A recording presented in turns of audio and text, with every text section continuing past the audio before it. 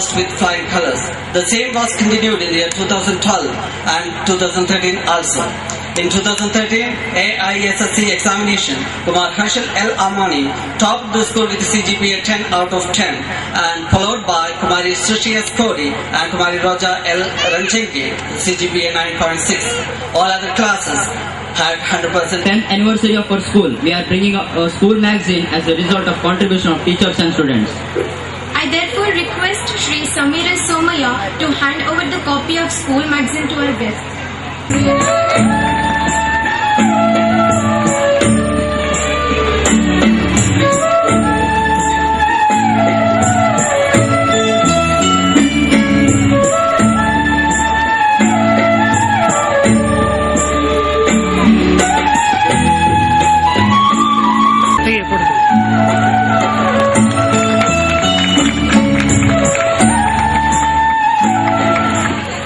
We will embrace this movement with love in our heart. We will love all manners of man, for each have qualities to be admired even though they have been hidden. We will love the elderly wise wisdom for the wisdom they share. We will love and live this moment with people around us. Don't feel bad if people remember you only when... So you really understand. That is local language. ಇಲ್ಲಿ ನೆರೆದಂತ ಎಲ್ಲ ಆಮಂತ್ರಿತರೆ, ಶಾಲಾ ಮಕ್ಕಳ ಎಲ್ಲ ಪಾಲಕರೇ, ಪ್ರಿಯ ಈ ಶಾಲೆಯ ವಿದ್ಯಾರ್ಥಿನಿಯರೇ, ಮೊದಲು ಶ್ರೀ ಸಮೀರ್ ಸುಮಯ್ಯ ಅವರಿಗೆ, ಅವರ ಜೊತೆಗೆ ಅವರೆಲ್ಲ ಸಿಬ್ಬಂದಿಯವರಿಗೆ ನನ್ನನ್ನು ಈ ಸುಂದರವಾದಂತಹ ಶಾಲೆಯ ವಾರ್ಷಿಕೋತ್ಸವಕ್ಕೆ ಆಮಂತ್ರಿಸಲಿಕ್ಕಾಗಿ ಧನ್ಯವಾದಗಳನ್ನು ಹೇಳಬಯಸ್ತೇನೆ. ನಾನು ಬಾಲಚಂದ್ರ ಬಕ್ಷಿಯವರು ನನ್ನ ಜೊತೆ ಕಲಿತಿದ್ದಾರೆ ಕೃಷಿ ಕಾಲೇಜಿನಲ್ಲಿ. ನಾನು ಧಾರವಾಡದ ಕೃಷಿ ಕಾಲೇಜಿನ ವಿದ್ಯಾರ್ಥಿ. ಅವರು ನನ್ನ ಜೊತೆ, ನನಗಿಂತ ಚಿಕ್ಕವರು, ಅವರು ನನ್ನ ಜೊತೆ ಕಲಿತಿದ್ದಾರೆ. ಅವರು ನನಗೆ ಒತ್ತಾಯ ಮಾಡಿದರು. ನಾನು ನಿಜವಾಗಿ ಇವತ್ತು ಬರುವಂತಹ ಉರ್ಮಿಳಾ ಅವರು, ನಾನು ಹೋದ ವರ್ಷ ಇಲ್ಲಿ ಬಂದಿದ್ದೆ. ಈ ಮಾಲಿಂಗ್ಪುರದಲ್ಲಿ ಒಂದು ಕಾಲೇಜ್ ಇದೆ, ಆ ಕಾಲೇಜ್ ನನ್ನ ಕರೆಸಿದ್ರು. ಆ ಸಮಯದಲ್ಲಿ ಇಲ್ಲಿ ನಾನು ಬಂದಿದ್ದೆ, ಈ ಮಕ್ಕಳ ಜೊತೆ ನಾನು ಬೆರೆತಿದ್ದೆ. ಆ ಶಾಲೆ ಮಕ್ಕಳು, ಅವರ ಪ್ರಾಧ್ಯಾಪಕರು, ಅವರೆಲ್ಲರನ್ನು ನೋಡಿ ನನಗೆ ಬಹಳ ಸಂತೋಷ ಆಗಿತ್ತು. ನಾನು ಕನಿಷ್ಠ 1 ಗಂಟೆ ಬೇರೆ ಬೇರೆ ತರಗತಿಯ ಮಕ್ಕಳ ಜೊತೆಗೆ ಬಹಳ ಒಂದು ವಿಶಾಲವಾದಂತಹ ಚರ್ಚೆ ಮಾಡಿದ್ದೆ. ಅವರೆಲ್ಲರನ್ನು ನೋಡಿ ನನಗೆ ಬಹಳ ಸಂತೋಷ ಯಾಕೆ ಆಯಿತು ಅಂತಂದ್ರೆ, ಇಂತಹ ಒಂದು ಹಳ್ಳಿಯ ಪ್ರದೇಶದಲ್ಲಿ ಮಕ್ಕಳು ಇಷ್ಟು ತಿಳಿದುಕೊಂಡಿದ್ದಾರೆ. ನಿಜವಾಗಿಯೂ ಅದು ನಮಗೆ, ಅದರ ಪಾಲಕರಿಗೆ ಬಹಳ ಸಂತೋಷವನ್ನು ತರುವಂತಹ ವಿಷಯ. ಸಾಮಾನ್ಯವಾಗಿ ನಮ್ಮ ಒಂದು ಭಾವನೆ ತಂದ್ರೆ, ದೊಡ್ಡ ದೊಡ್ಡ ನಗರಗಳಲ್ಲಿ, ಬೆಂಗಳೂರು, ಬೆಳಗಾವಿಯಲ್ಲಿ, ಮುಂಬೈ, ದಿಲ್ಲಿಗಳಲ್ಲಿ ಮಾತ್ರ ಮಕ್ಕಳು ಹೆಚ್ಚಿನ ವಿಷಯಗಳನ್ನು ತಿಳ್ಕೊಂಡಿರ್ತಾರೆ. ಅವರಿಗೆ ಮಾತ್ರ ಈ ವಿಶ್ವದ ಬಗ್ಗೆ, ದೇಶದ ಬಗ್ಗೆ, ರಾಜ್ಯದ ಬಗ್ಗೆ ಎಲ್ಲ ಗೊತ್ತಿರುತ್ತೆ. ಹಳ್ಳಿಯಲ್ಲಿ ಅಂತಹ ಒಂದು ಅವಕಾಶ ಇಲ್ಲ ಅನ್ನುವಂಥ ಒಂದು ಭಾವನೆ ನಮ್ಮಲ್ಲಿ ಸಾಧಾರಣವಾಗಿ ಇರುತ್ತೆ.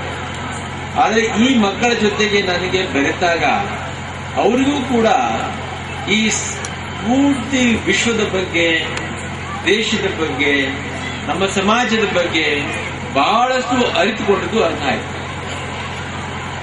ಎಷ್ಟೋ ಜನ ಈ ಪರಿವೀಕ್ಷಕರು, ಸ್ಕೂಲ್ ಇನ್ಸ್ಪೆಕ್ಟರ್ ಬಂದ್ರು ಅಂತ ತಿಳ್ಕೊಳ್ಳಿ, ಅವರೇನೋ ಪ್ರಶ್ನೆ ಕೇಳ್ತಾರೆ, ಮಕ್ಕಳು ಉತ್ತರ ಕೊಡ್ತಾರೆ. ಅದು ಪಠ್ಯದಲ್ಲಿ ಇದ್ದಂತಹ ಪ್ರಶ್ನೆಗಳು. ಬಸವ ಯಾರು, ಅಥವಾ ಸೀತಾಗೆ ರಾಮ ಏನಾಗಬೇಕು, ಇದೆಲ್ಲ ನಮ್ಮ ಪಠ್ಯದಲ್ಲಿ ಇರುತ್ತೆ. ಅದನ್ನ ಮಕ್ಕಳು ಬಾಯ್ಪಾಟ್ ಮಾಡಿಕೊಂಡಿರ್ತಾರೆ, ಉತ್ತರ ಕೊಡಬಹುದು. ಆದ್ರೆ ನಾನು ಈ ಎಲ್ಲ ವಿಷಯಗಳ ಹೊರಗೆ ಹೋಗಿ ಸಾಮಾನ್ಯ ಜ್ಞಾನ, ಅವರ ಒಂದು ವಿವೇಚನೆ, ಇಂತಹ ವಿಷಯಗಳ ಬಗ್ಗೆ ಎಷ್ಟೋ ಚರ್ಚೆ ಮಾಡಿದ್ದೆ.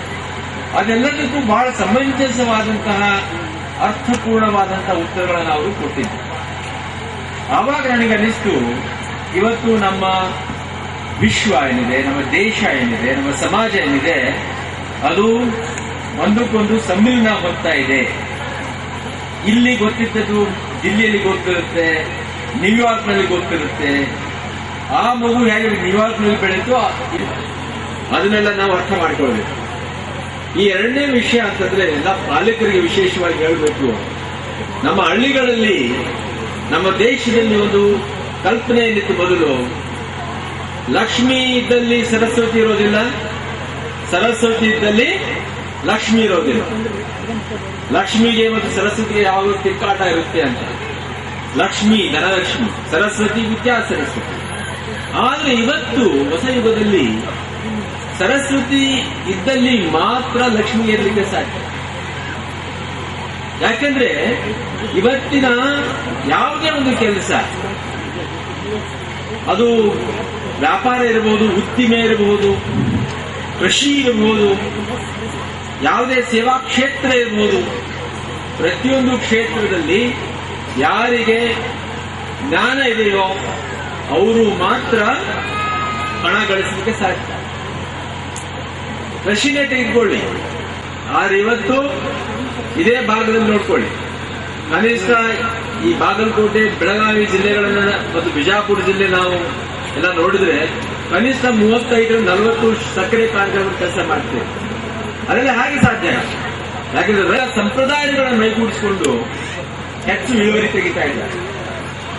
ಅದು ಭತ್ತ ಇರ್ಬೋದು, ಜೋಳ ಇರ್ಬೋದು, ಮೆಕ್ಕೆಜೋಳ ಇರ್ಬೋದು, ಅಥವಾ ಈ ಕಬ್ಬು ಇರಬಹುದು, ದ್ರಾಕ್ಷಿ ಇರಬಹುದು, ಇವತ್ತು ಏನೇನೋ ಬೆಳೀತಾ ಇದ್ದಾರೆ. ಮೊದಲು ಈ ಉತ್ತರ ಕರ್ನಾಟಕದಲ್ಲಿ ತೋಟಗಾರಿಕೆ ಅಂದ್ರೆ ಗೊತ್ತಿರ್ಲಿಲ್ಲ. ಎಲ್ಲೋ ಒಬ್ಬ ಮಾವಿನ ಗಿಡ ಹಚ್ತಾ ಇದ್ದ, ಹುಣಸೆ ಮರ ಬೆಳೀತಾ ಇದ್ದ. ಆದ್ರೆ ಇವತ್ತು ಕೃಷಿ ವೈಜ್ಞಾನಿಕ ವಿಶ್ವವಿದ್ಯಾಲಯ ಬಾಗಲ್ ಬೇರೆ ನಮ್ಗೆ ಗೊತ್ತಿಲ್ಲ. ಆದ್ರೆ ಈ ಕಲಿಯುಗದಲ್ಲಿ 21ನೇ ಶತಮಾನ ಏನಿದೆ ಅದು ಜ್ಞಾನ ಯುಗ. ಯಾರಿಗೆ ಜ್ಞಾನ ಇದೆಯೋ ಅವರು ಮಾತ್ರ ತಮ್ಮ ಕಾಲು ನಿಲ್ಲಲಿಕ್ಕೆ ಸಾಧ್ಯ, ಅವರು ಮಾತ್ರ ಬೆಳಲಿಕ್ಕೆ ಸಾಧ್ಯ, ಅವರು ಮಾತ್ರ ದೊಡ್ಡ ದೊಡ್ಡ ಸ್ಥಾನಗಳನ್ನು ಹೊಂದಲಿಕ್ಕೆ ಸಾಧ್ಯ. ಯಾಕಂದ್ರೆ ನಮ್ಮ ದೇಶದಲ್ಲಿ ಜಾತಿ ಪದ್ಧತಿ ಇತ್ತು. ಕೆಲವೊಂದು ಜಾತಿಯವರು ಮಾತ್ರ ಕೆಲವೊಂದು ಸ್ಥಳಗಳನ್ನು ಆಯ್ಕೆ ಮಾಡ್ಕೊಳ್ಬಹುದು. ಕಂಬಾರ ಯಾವಾಗಲೂ ಗಡಿಗೆನೇ ಮಾಡಬೇಕು. ಕಂಬಾರ ಯಾವಾಗಲೂ ಅದನ್ನ ಕೊಡಲ್ ಮಾಡಬೇಕು ಅಥವಾ ಯಾವುದೋ ಒಂದು ನೇಗಿಲ ಮಾಡಬೇಕು. ಆದ್ರೆ ಹಾಗಿಲ್ಲ. ಈಗ ಕಂಬಾರ ಗಡಿಗನಾಗ್ಬೋದು, ಕುಂಬಾರನಾಗ್ಬೋದು, ಒಬ್ಬ ರೈತ ಉದ್ಯಮಿ ಆಗ್ಬೋದು, ಒಬ್ಬ ಉದ್ಯಮಿದಾರ ರೈತನಾಗ್ಬೋದು. ಇವತ್ತು ಯಾವುದು ಜಾತಿ ಪದ್ಧತಿ ಇಲ್ಲ. ಅಂದ್ರೆ ಇವತ್ತು ವಿದ್ಯೆಯಿಂದ, ಕಲಿಕೆಯಿಂದ, ಜ್ಞಾನದಿಂದ ಎಲ್ಲರೂ ಸಮಾನರಾಗ್ತಿದ್ದಾರೆ. ಬಹಳ ಸಂತೋಷ ಆಗಿದೆ. ಪ್ರತಿ ಹಳ್ಳಿಗಳಲ್ಲಿ ಇಂಥ ಶಾಲೆಗಳಾಗಬೇಕು. ವಿದ್ಯೆ ಮೊದಲೇ ಮುಖ್ಯವಾದದ್ದು. ಆ ವಿದ್ಯೆನೇ ನಾನು ಹೇಳಿದೆ ಎಲ್ಲಕ್ಕೂ ಮುಖ್ಯವಾದದ್ದು ವಿದ್ಯೆ. ಅದಕ್ಕೆ ಜಾಸ್ತಿ ನಾವು ಗಮನ ಹರಿಸೋಣ. ಅದು ನಿದ್ರೆ ನಾವು ಇಡೀ ಜಗತ್ತು, ಯಾಕೆ ಇಡೀ ವಿಶ್ವನೇ, ಇಡೀ ಬ್ರಹ್ಮಾಂಡನೇ ನಾವು ನೋಡ್ಬೋದು ಅಂತ ಸಮಯ ಕೂಡ ಬರುತ್ತೆ. ಇನ್ನೊಂದು ಕೆಲವು ವರ್ಷಗಳಲ್ಲಿ ನಾವು ಈ ನಮ್ಮ ಭೂಮಿಯಿಂದ ಚಂದ್ರನೆಡೆಗೆ ಮತ್ತು ಮಂಗಳನೆಡೆಗೆ ಹೋಗುವಂತ ಸಮಯ ಬಂದೇ ಬರುತ್ತೆ. ಈಗಾಗಲೇ ಅಮೆರಿಕದಲ್ಲಿ ಕೆಲವರು ಚಂದ್ರಲೋಕಕ್ಕೆ ಹೋಗಿ ಟಿಕೆಟ್ ಆಗಲೇ ಬುಕ್ ಮಾಡಿಬಿಟ್ಟಿದ್ದಾರೆ. ನಿಮ್ಗೆ ಗೊತ್ತಿರಬಹುದು. ಆಗಲೇ ಟಿಕೆಟ್. ನನ್ನ ಧನ್ಯವಾದಗಳನ್ನು ಅರ್ಪಿಸಿ ನಾನು 2 ಮಾತುಗಳನ್ನು ಮುಗಿಸ್ತೇನೆ. ಧನ್ಯವಾದ. ಊರ್ಮಿಯವರು ಈ ದಿನ ನನ್ನನ್ನ ಇಲ್ಲಿ ಅತಿಥಿಯಾಗಿ ಬರಮಾಡಿಕೊಂಡು ತಮ್ಮನ್ನು ಉದ್ದೇಶಿಸಿ ಮಾತಾಡಲಿಕ್ಕೆ ಆಹ್ವಾನಿಸಿದ್ದು ನನಗೆ, ನಾನು ಈ ಸ್ಕೂಲ್ನ ಎಲ್ಲ ಕಾರ್ಯಕರ್ತರಿಗೆ ಧನ್ಯವಾದ ಅರ್ಪಿಸ್ತೇನೆ. ಕನ್ನಡದಲ್ಲಿ ನಿಂತಿರೋ ಮಕ್ಕಳು ಮುಂದಿನ ಜೀವನಕ್ಕೆ ಅವರಿಗೆ ಒಂದು ಮಾರ್ಗದರ್ಶಿ ಆಗ್ತಾರೆ, ಮುಖ್ಯ ಅತಿಥಿಗಳು ಅವರಿಂದ ಮಾರ್ಗದರ್ಶನ ಪಡಿತಾರೆ ಅಂತ ಎಲ್ಲ ಮಾತಾಡಿದ್ರು. ಈಗ ಮಾತಾಡ್ಬೇಕಾದ್ರೆ ನಮ್ಮೆಲ್ಲರ ಪರಿಚಯ ಕೂಡ ಬಹು ಬೃಹತ್ ಆಕಾರದಲ್ಲಿ ಪರಿಚಯ ಕೂಡ ನೀಡಿದ್ರು, ನಮ್ಮ ಹುದ್ದೆಗಳು ಇವನ್ನೆಲ್ಲ. ಆದ್ರೆ ಇಲ್ಲಿ ಒಂದು ವಾಸ್ತವಾಂಶ, ನಾನು ಬಹುಶಃ ನನ್ನ ಪರಿಚಯ ಈ ರೀತಿ ಅವ್ರಿಗೆ ಕೊಟ್ಟಿದ್ದಿದ್ರೆ ಅವ್ರು ಓದ್ತಿರ್ಲಿಲ್ವೇನೋ. ಒಂದು ವಾಸ್ತವಾಂಶ, ನನ್ನ ಪರಿಚಯ ನಾನೇ ಮಾಡ್ಕೊಳ್ಳಿಕ್ಕೆ ಇಷ್ಟಪಡ್ತೇನೆ. ನನಗೆ 2 ಮಕ್ಕಳು. ಚಿಕ್ಕವನಿಗೆ ಇನ್ನೂ ನಾನು ಪ್ರೀತಿಸುವ ತಂದೆ, ದೊಡ್ಡವನಿಗೆ ಅವಾಗ್ಲೇ ನನ್ನ ಮೇಲೆ ಅನುಮಾನ, ಹೆಂಡತಿಗೆ ಅವಾಗ್ಲೇ ನಾನೊಬ್ಬ ಕಳ್ಳ, ಇನ್ನ ವಯಸ್ಸಾದ ತಂದೆ ತಾಯಿಗೆ ಎಂದೋ ಕಳೆದು ಹೋದ ಮಗ, ಇರೋ ಒಬ್ಬ ತಮ್ಮನಿಗೆ ದಾಯಾದಿ. ಇದು ವಾಸ್ತವಾಂಶ. ಜೀವನದಲ್ಲಿ ನಾವು ಬಹಳ ದೂರ ಬಂದ್ಬಿಟ್ಟಿದ್ದೇವೆ, ಆದ್ರೆ ನಮ್ಮ ಪರಿಚಯ ಈ ಮಟ್ಟಕ್ಕೆ ಇಳಿದು ಹೋಗ್ಬಿಟ್ಟು. ಯಾಕೆ ಈ ಮಟ್ಟಕ್ಕೆ ನಮ್ಮ ಪರಿಚಯ ಇಳಿದು ಹೋಯಿತು? ಇದು ಬಹುಶಃ ಎಲ್ಲರೂ ಒಪ್ತೀರಿ, ನಾನು ಹೇಳಿದ್ರಲ್ಲಿ ಏನೋ ತಪ್ಪಿಲ್ಲ. ನಮ್ಮ ಪರಿಚಯ ಎಷ್ಟು ಕೀಳಮಟ್ಟದ್ದಾಗಿದೆ, ಮುಂದಿನ ಪೀಳಿಗೆಗೆ ನಾವು ಏನು ಕೊಡಬಹುದು, ನಾವು ಈ ತರ ವರ್ತಿಸಿದಾಗ ನಮ್ಮ ಮುಂದಿನ ಪೀಳಿಗೆ ನಮ್ಮಿಂದ ಏನು ಕಲಿತದೆ. ಸೊ ಇಲ್ಲಿ ನಾನು ಮುಖ್ಯ ಅತಿಥಿಯವರ ಭಾಷಣದಿಂದ ಮುಂದುವರಿಸ್ತಾ ಒಂದೆರಡು ವಿಷಯಗಳ ಬಗ್ಗೆ ತಮ್ಮ ಕಾಲ ನಾವು ಈ ಭೂಮಿ ಮೇಲೆ ಬಾಳ್ಲಿಕ್ಕೆ ಸಾಧ್ಯನೋ ಬಾಳಬೇಕೇ ಹೊರತು ಅದನ್ನ ನಶಿಸಬಾರ್ದು. ಅದಕ್ಕೆ ಮುಖ್ಯ ಅಂಶ ನಮ್ಮ ಆರೋಗ್ಯ. ನಾವು ನಮ್ಮ ಆರೋಗ್ಯವನ್ನು ಆದಷ್ಟು ಮಟ್ಟಿಗೆ ಕಾಪಾಡಿಕೊಳ್ಳಬೇಕು. ಇದಕ್ಕೆ ಮುಖ್ಯವಾದ ಅಂಶ ನಮ್ಮ ಜೀವನದಲ್ಲಿ ಡಿಸಿಪ್ಲಿನ್ ತಪ್ಪದೆ ಇರಬೇಕು. ನಮ್ಮ ಶರೀರವನ್ನು ನಾವು ದುರ್ಬಳಕೆ ಮಾಡಬಾರದು. ಸಿಗರೇಟ್, ತಂಬಾಕು, ನಶೆ ಇಂಥ ನಮ್ಮ ಶರೀರದ ಅಬ್ಯೂಸ್ ನಾವು ಮಾಡಬಾರದು. ಈಗ ಹೇಳಿದ್ರು ಅತಿ ಹೆಚ್ಚಾಗಿ ಟಿವಿ. ಇವತ್ತು ಮಕ್ಕಳನ್ನ ನಾವು ಮನೆ ಹೊರಗೆ ಆಡ್ಲಿಕ್ಕೆ ಕಳಿಸ್ಲಿಕ್ಕೆ ಕಷ್ಟ ಆಗ್ತಾ ಇದೆ, ಯಾಕೆಂದ್ರೆ ಅವರು ಹೆಚ್ಚಾಗಿ ಟಿವಿಗೆ ಅಂಟ್ಕೊಳ್ತಾರೆ. ಇದು ಒಂದು ಆರೋಗ್ಯ ದೃಷ್ಟಿಯಿಂದ ಸರಿಯಾದ ಬೆಳವಣಿಗೆ ಅಲ್ಲ. ಇಲ್ಲಿ ನಾನು ನಿಮಗೆ ಒಂದು ಇತಿಹಾಸದ ಪುಟಗಳಿಂದ ಒಂದು ಸಣ್ಣ ಅಂಶವನ್ನು ನಿಮಗೆ ಸ್ಮರಿಸಲಿಕ್ಕೆ ಇಷ್ಟಪಡ್ತೇನೆ. ಅಲೆಕ್ಸಾಂಡರ್ ಇಡೀ ವಿಶ್ವವನ್ನೇ 3 ಬೇಡಿಕೆಗಳನ್ನ ನೀನು ಈಡೇರಿಸಬೇಕು ನಾನು ಸತ್ತ ಮೇಲೆ ಅಂತ. ಏನವು 3 ಬೇಡಿಕೆ? ಮೊದಲನೆಯದು, ನನ್ನ ಶವಪೆಟ್ಟಿಗೆಯನ್ನು ಬರಲಿಕ್ಕೆ ಸಾಧ್ಯ ಇಲ್ಲ. ಎರಡನೇದು, ನನ್ನ ಹತ್ರ ಇರೋತಕ್ಕಂಥ ಎಲ್ಲ ವೆಲ್ತ್ ಅದು ನಾನು ನನ್ನ ಶವ ಸಂಸ್ಕಾರ ಹೋಗೋ ರಸ್ತೆಯಲ್ಲಿ ಚೆಲ್ಲಿ ಜನಕ್ಕೆ ಗೊತ್ತಾಗ್ಲಿ ಅಲೆಕ್ಸಾಂಡರ್ ಇಷ್ಟೊಂದು ಗಳಿಸಿದ್ರು ಅದು ಇಲ್ಲೇ ಉಳಿತು ಅಲ್ಲ. ಹೇಳ್ತಾನೆ, ಸರ್ ಅಷ್ಟೊಂದೆಲ್ಲ ಏನು ಬೇಕಿಲ್ಲ, ನನಗೆ ಒಂದು ದೊಡ್ಡ ಇಂಡಸ್ಟ್ರಿಯಲ್ ಫ್ಯಾನ್ ಕೊಡಿ, ನಾನು ಅದರಲ್ಲಿ ನೀವು ಕೆಲಸ ಮಾಡಿ ತೋರಿಸ್ತೇನೆ. ಅವನು कन्नड़ तो हमको आता नहीं है, कन्नड़ ಇಲ್ಲ,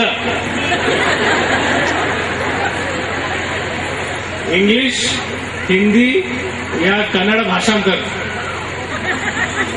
क्या करें? हिंदी चलेगा?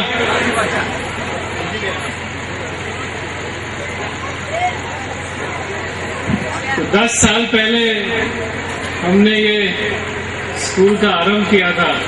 हमको आज बहुत क्या कहते हैं बाढ़ खुशी, बाढ़ खुशी के 10 साल आज हमारा 10th एनुअल प्रोग्राम है. आप सबके सहकार से थैंक यू, धन्यवाद, आभार करो.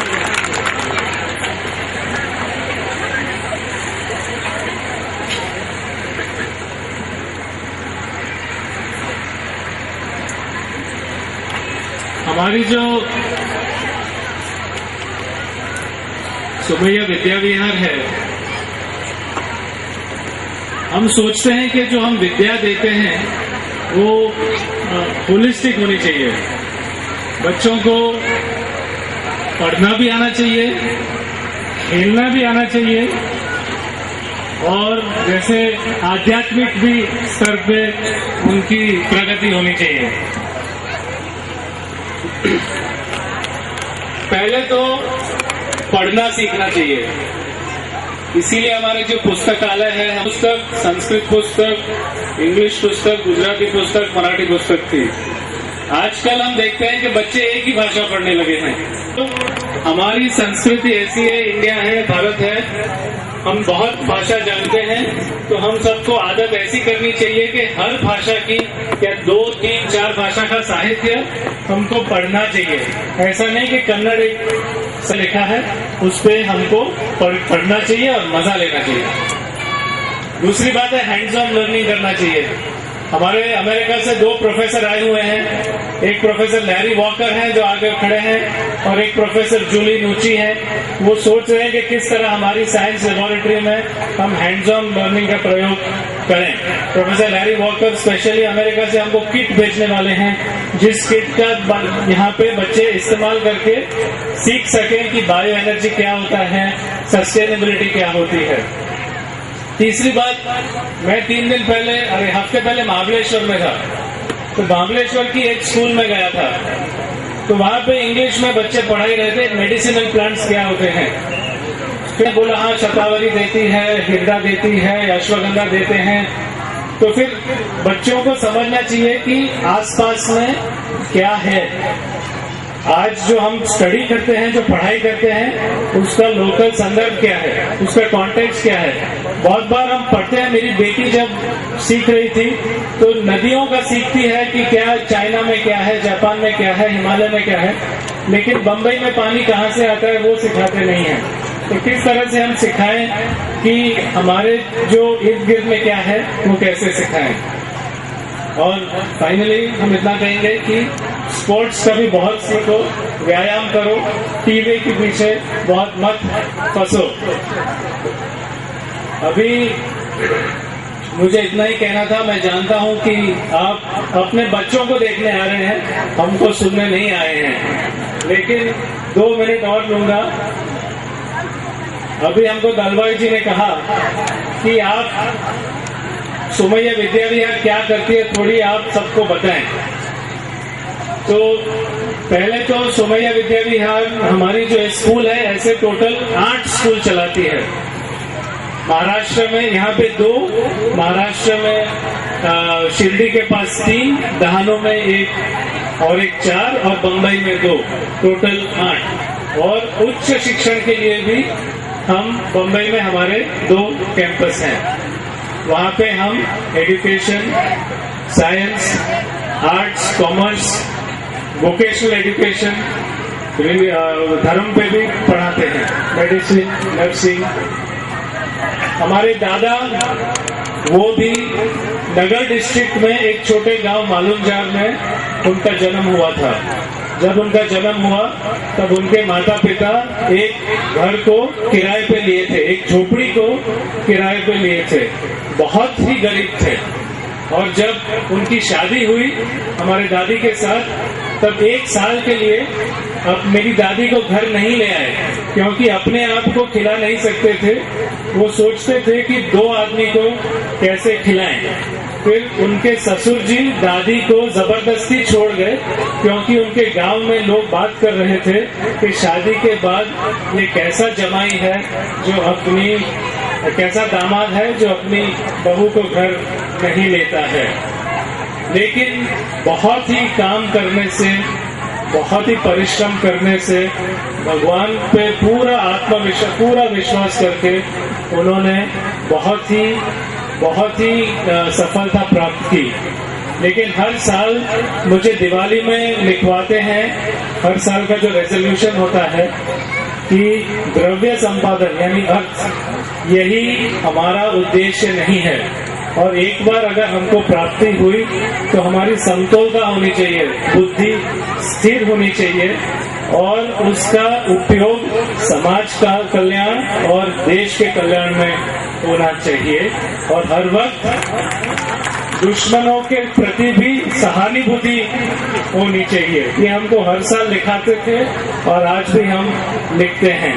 तो हम भी आपको शुभकामना देते हैं, ज्यादा वक्त नहीं लेंगे। आप अपने बच्चों का प्रदर्शन देखो। हमारी इस 10 साल की यात्रा में आप हमारे सहभागी हुए हैं, उसके लिए बहुत बहुत शुक्रिया। और जो बच्चे पास आउट हुए हैं उनको भी बहुत बहुत मुबारक। नमस्कार। Amidst of us, he has served the mankind for many years and has been awarded the best teacher of the year 2013-14 by the Department of Public Instruction, Bhagalpur. Who is that added personality? I'm eager to know his good name. Wait. The ideal teacher is none other than Shri S.H. Katiki. He is a metaphor for hard work. He has been serving in our Somaya Shishu Niketan Primary School, Samirwadi.